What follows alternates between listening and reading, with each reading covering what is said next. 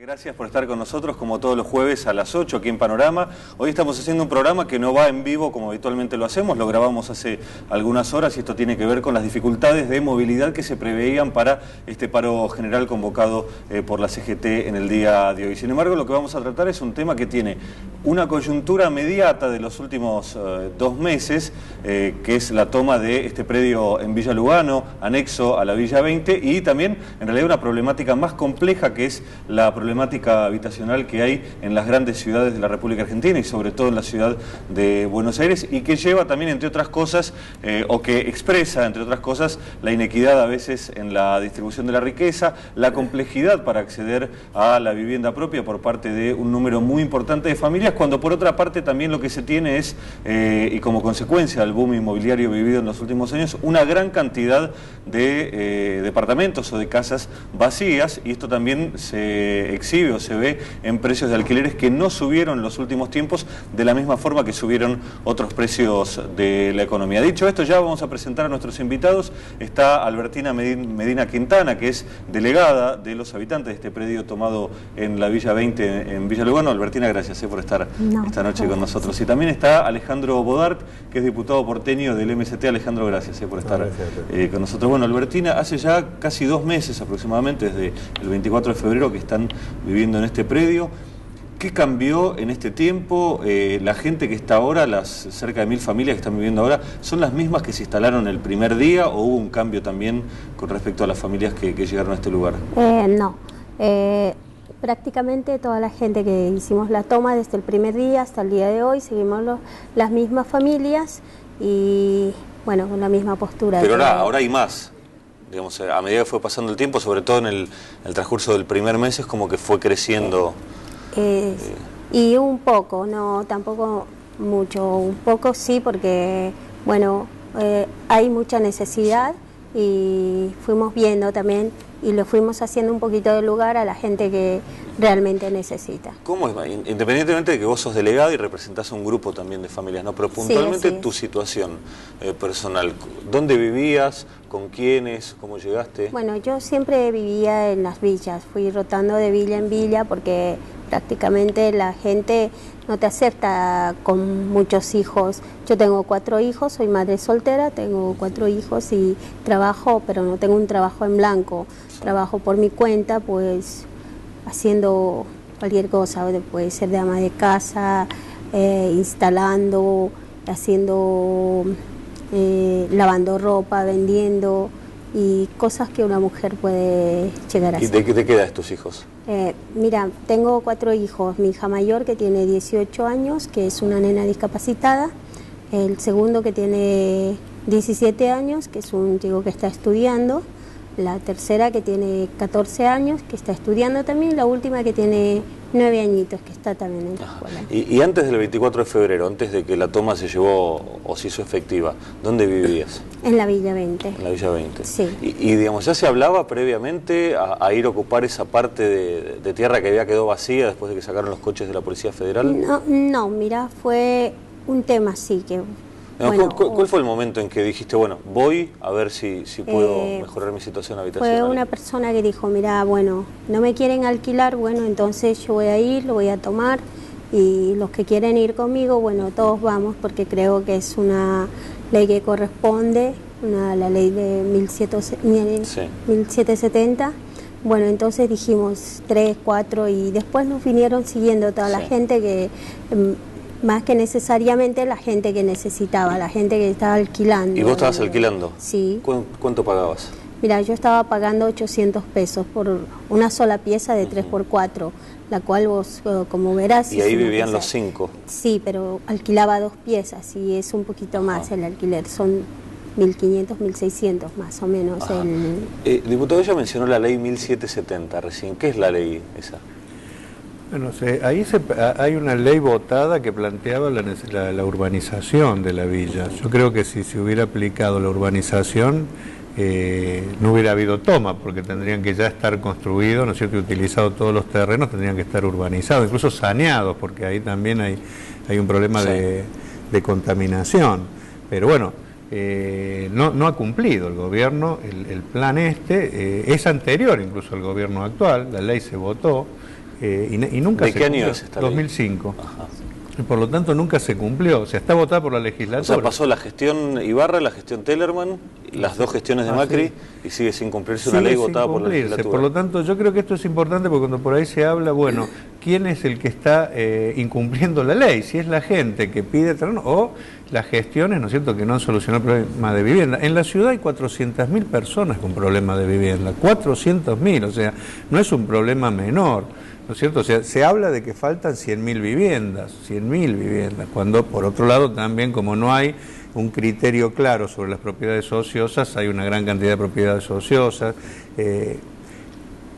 Una parte es la gente que vive en la villa, pero otra parte es la gente que vive en pensiones, que viven en hoteles, y también afecta ya a sectores de clase media, trabajadores formales, desde ya. El que tiene una situación más precaria es aquella gente que no tiene, ¿no es cierto?, un trabajo formal, porque ¿cómo hace para tener papeles para presentar y para poder alquilar en una situación normal? O sea, es la gente que prácticamente más necesita, y es mucha de la gente que está aquí, que es gente de trabajo, ¿no es cierto?, y que realmente incluso quiere pagar por lo suyo, pero se necesita un Estado que esté presente. La situación en la que se vive en la villa es tremenda, porque encima hasta en las villas se ha dado una contradicción, que por no haber un Estado presente que urbanice, hay gente en las propias villas que tiene muchas propiedades, una cosa que es increíble. Es uno de los temas que se hablaba al principio de esta toma, ¿no?, que hay 4 o 5 familias, de hecho se identificó por nombre y apellido.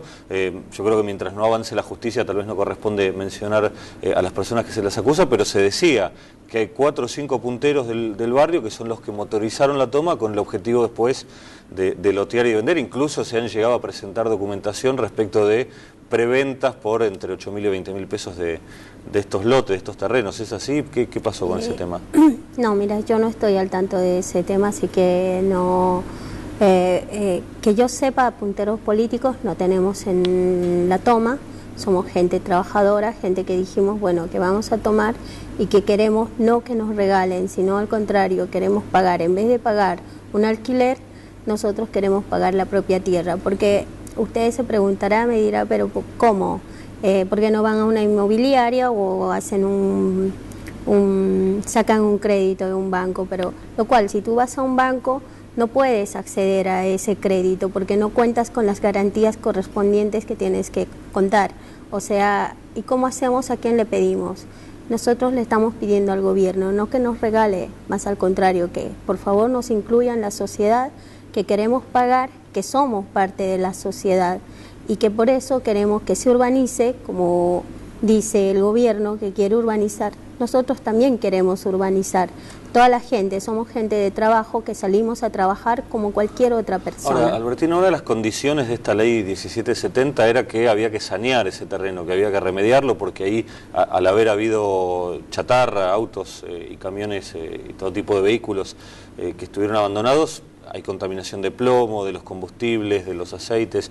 ¿No te preocupa que tus hijos estén viviendo en un terreno así?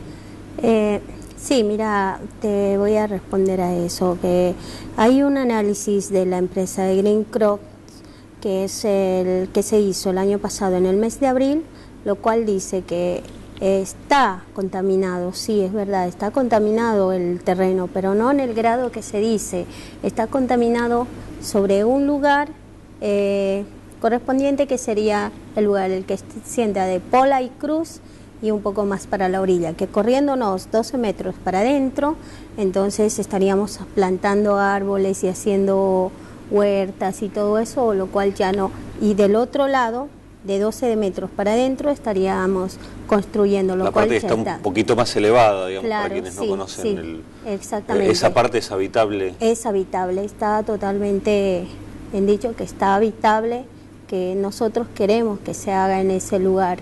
Y bueno, y la garantía que nosotros queremos es las tierras, o sea, nosotros no queremos salir de ahí porque, bueno, vamos a hacer un punto de esponjamiento que mientras sanean o quieren sanear realmente el lugar, que lo hagan empezando de un punto exacto, ya sea de esta orilla, del medio o de este otro punto. ¿Y con los que están ocupando esa parte qué se hace? Porque ya está prácticamente como periodistas hemos ido varias veces al lugar, claro, y fuimos viendo cómo se fue creciendo la ocupación. Ya prácticamente no hay sectores libres, o hay muy pocos sectores libres como para que si sanean, por ejemplo, un 10% del lugar, la gente está ocupando ese 10% se mueva.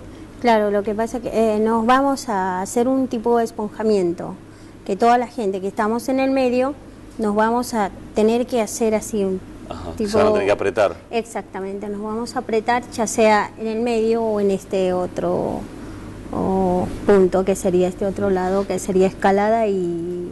Ajá.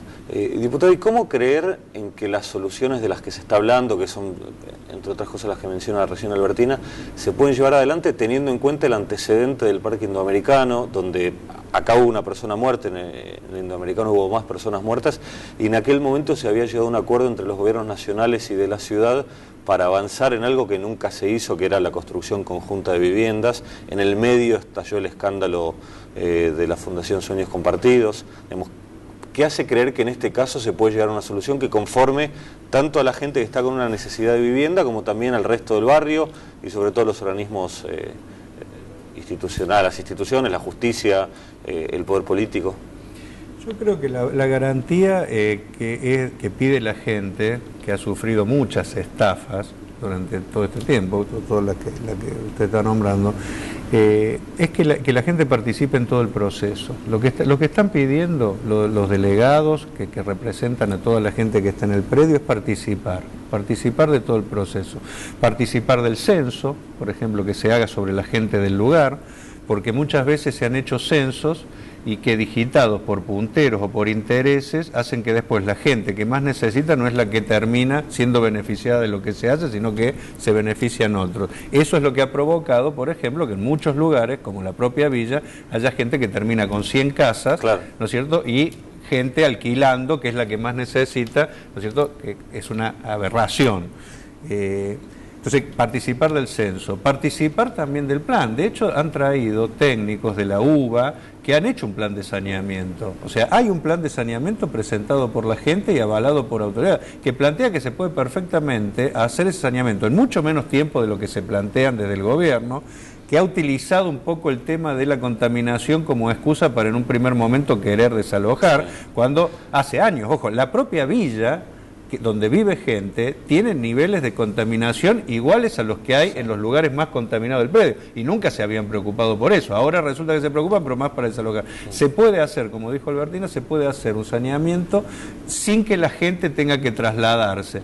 Y en tercer lugar, la gente quiere seguir ahí controlando, no se quiere ir del predio, precisamente para que no le estafen como en otro momento, porque si se van del predio, si se van, primero que están ya en situación de calle la gente. Yo creo que esto es importante que se entienda. La gente que alquilaba en algunos lugares, como el gobierno hizo una campaña de persecución y en muchos casos fue a las casas de la gente que estaba en la toma, esa gente que le alquilaba muchas veces hizo que se vaya la gente de ahí, y esa gente se terminó yendo con todo lo que tiene a la toma. Hoy están en situación de calle, no tienen a dónde ir. Incluso no los reciben de nuevo en muchos de los lugares que alquilaban, porque tienen hijos, porque participaron de la toma, porque los punteros del gobierno andan diciendo que al que albergue de nuevo a la gente los puede perseguir. O sea, por lo que sea, gente que está en situación de calle. O sea, y la gente que pide quedarse ahí a fiscalizar. Digamos, si en el gobierno de la ciudad hacen ese tipo de persecución, de alguna manera están avalando la permanencia en el predio ocupado, bueno, porque si no tienen a dónde volver,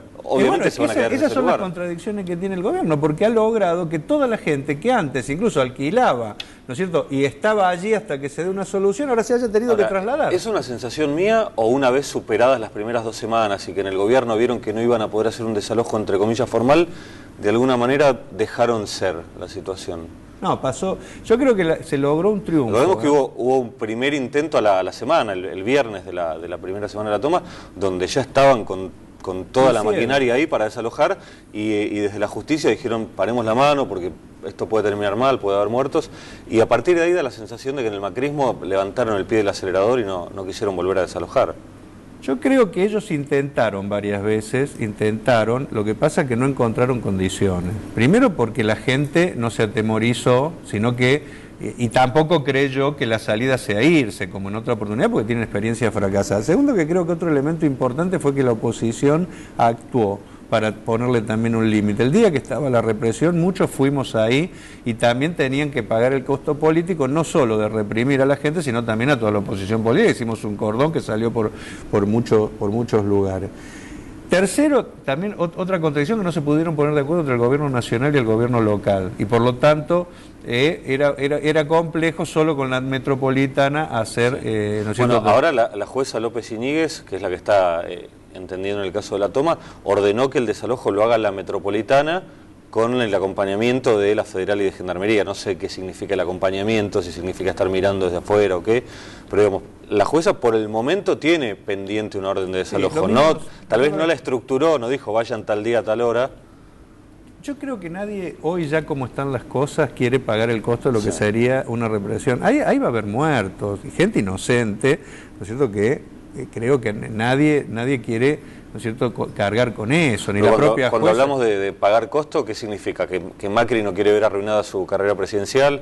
¿Que Bernie, que dijo que lo sacaba en 2 horas, prefirió apartarse del tema y prácticamente Totalmente. Aunque siguen las campañas, porque yo, por ejemplo, yo lo veo al gobierno más preocupado ya hoy, como sabe que fracasó el plan para mí ya de hacer el desalojo, pero puedo seguir en una posición dura porque creo que se dirige una parte del electorado que incluso ni sabe bien lo que viven. Por ejemplo, este tema de saber que ahí hay gente trabajadora, se lo ha tratado de estigmatizar a la gente de la toma, planteando que ahí todo el mundo era ladrones, todo el mundo era vago, todo el mundo, ¿no es cierto?, estaba ahí tomando. Como aprovechan qué he hecho para hacer esto. Como hay mucha necesidad de vivienda, son 400.000 personas las que tienen problemas de vivienda. O sea, no son solo la gente que está en la villa, o sea, es la gente de todas las villas que tiene problemas porque no se urbanizan, es gente que no vive en la villa pero que le cuesta pagar un alquiler. O sea, como hay tantos problemas, quisieron hacer una cosa probes contra pobres, como le dan a estos y no me dan a mí, han intentado todo, ahora, están preocupados en eso. Yo creo que hoy en día están tratando de consolidar un sector, ¿no es cierto?, haciendo propaganda con esto. Por eso es tan importante que se sepa que la gente que está ahí adentro es gente de trabajo, pero es gente de trabajo que, cuando se habla de las estadísticas y se dice hay un porcentaje de la población que trabaja pero está en negro, o sea, no tiene papeles, bueno, ahí está la gente esta. O sea, ¿cómo va a alquilar? Sí, hablamos de un porcentaje alto además, no uno de cada 3 trabajadores. Por eso se habla muchas veces de la década ganada y todo, pero todavía lo que queda es mucho, porque hay un porcentaje muy alto de la gente que no tiene cómo ir a pedir un crédito. Yo discuto en la legislatura y la política del macrismo es vayan y pidan un crédito en el Ciudad. Bueno, hay que ser diputado para poder sacar un crédito. Es inaccesible para muchos de los trabajadores en blanco también pedir un crédito, ¿no? En general, digamos... Ni la clase media. Y uno lo sabe por charlar con gente del sistema financiero, el crédito se lo dan generalmente al que no lo necesita. Digamos, quien califica por un crédito, además no lo necesita. Les propongo hacer un espacio publicitario. Bueno, estábamos analizando la problemática habitacional y en el caso de la Ciudad de Buenos Aires, que se vio expresada en los últimos 2 meses, mes y medio en realidad de esta parte, por la toma de lo que se autodenominó además Barrio Papa Francisco. Albertina, contanos, hubo reuniones en la legislatura, son reuniones, tengo entendido, si bien formales, no para buscar un objetivo puntual que se ve en una ley, sino para que haya algún avance político, alguna negociación. ¿Quiénes participan? ¿Qué es lo que pasa ahí? Mira, los que participamos somos en realidad todos los delegados que somos de la toma, están después todos los legisladores. ¿Cómo se elige un delegado de la toma? Cada sector eligió una persona para que le represente a cada sector. Adelante, al fondo, para que nos colaboremos entre todos, o sea, para que estemos todos. Porque me cuentan que en las reuniones unidos. Son como 20 delegados que van. Sí, en realidad somos 21 delegados que nos vamos apoyando, cada lugarcito tiene 2 delegados. Ajá. O sea, que por sector sería 2. A las reuniones vamos siempre juntos y siempre estamos teniendo reuniones. Más o menos para redondear, que cada delegado representa aproximadamente unas 50 familias. Y más. Mira, tenemos, por lo menos, yo hablo por mi sector, tengo como 96 familias en mi sector. Hay otro delegado que tiene tal vez un poco más o un poco menos. Otro sector. ¿Y opinan todos los mismos los sectores de la toma? Digamos, hay una...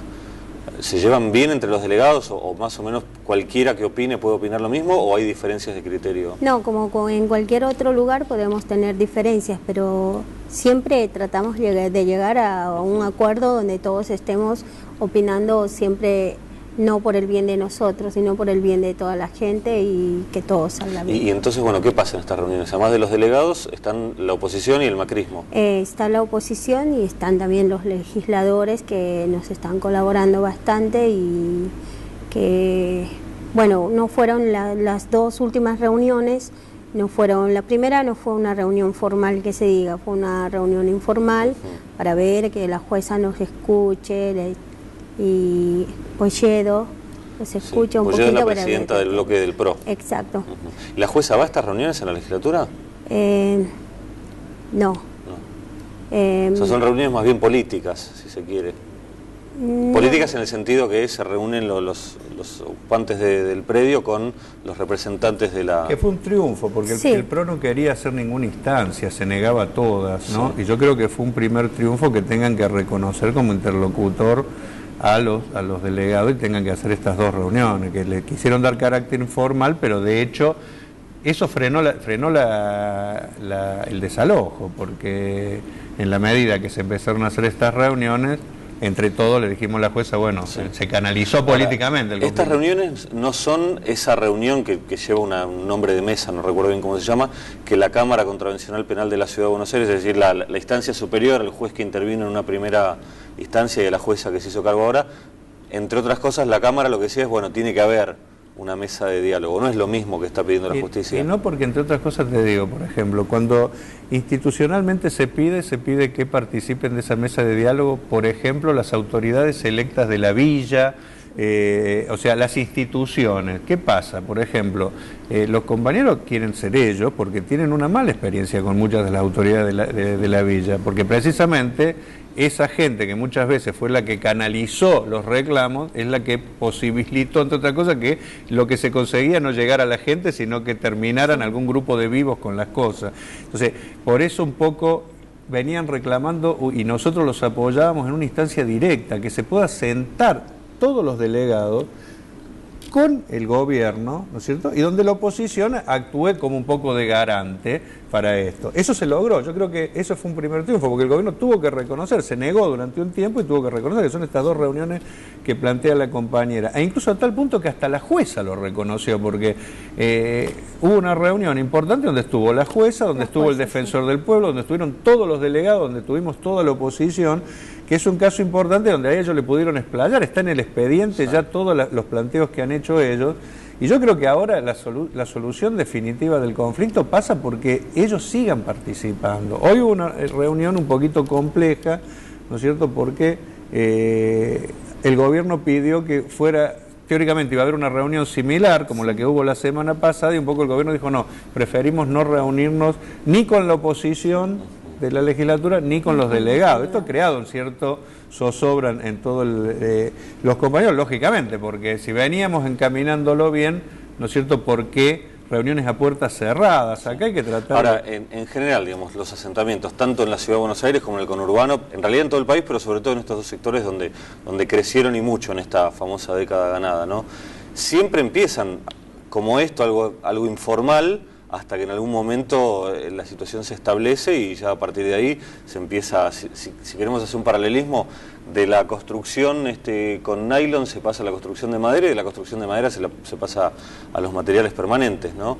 En este caso, si el barrio Francisco queda en el lugar como pareciera, ¿no?, da la sensación que va a ser, de alguna manera no es también decir, bueno, no hay una forma de contener que estos procesos se den.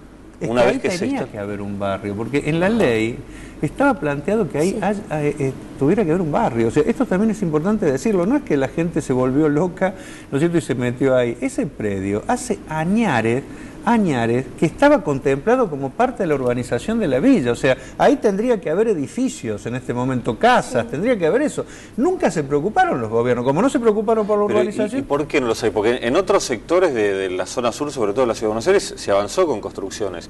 Yo al principio del programa hablaba del problema que hubo con sueños compartidos, pero igual pese a eso en general, de hecho uno ve enfrente del barrio Francisco, al costado, hay edificaciones que antes no estaban, que hace 10 años no estaban. Sí, pero yo creo que hubo un cambio en la política del gobierno. El gobierno ha tenido una política de entrar a ver todos los espacios que había como una posibilidad de negocio inmobiliario. Esto también es importante, porque incluso en todas las zonas. Cuando hablamos de gobierno, hablamos del gobierno de la ciudad, ¿no? Actualmente, sí, del macrismo. Aunque yo quiero aclarar algo, muchas veces compartido también con el gobierno nacional, claro. Porque hace unos años... No, porque situaciones muy similares se dan también en la provincia de Buenos Aires. Total, es que el problema de la vivienda es un problema nacional, yo creo. Aunque acá puede haber un ejemplo que si se logra instaurar, yo creo que sería muy bueno, que es que la gente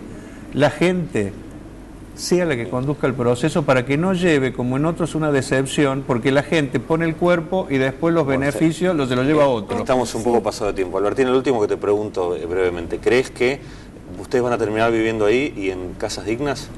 Sí, yo creo que sí, eso va a pasar porque estamos por eso. Fuimos por eso y vamos a seguir por eso, por querer un techo digno, no para nosotros. Yo estoy hablando más por el futuro de los chicos, que todos dicen el futuro de los chicos, el futuro de los chicos. Gracias por haber estado con nosotros esta noche. Ustedes también, hasta el próximo jueves a las 8. Hasta luego.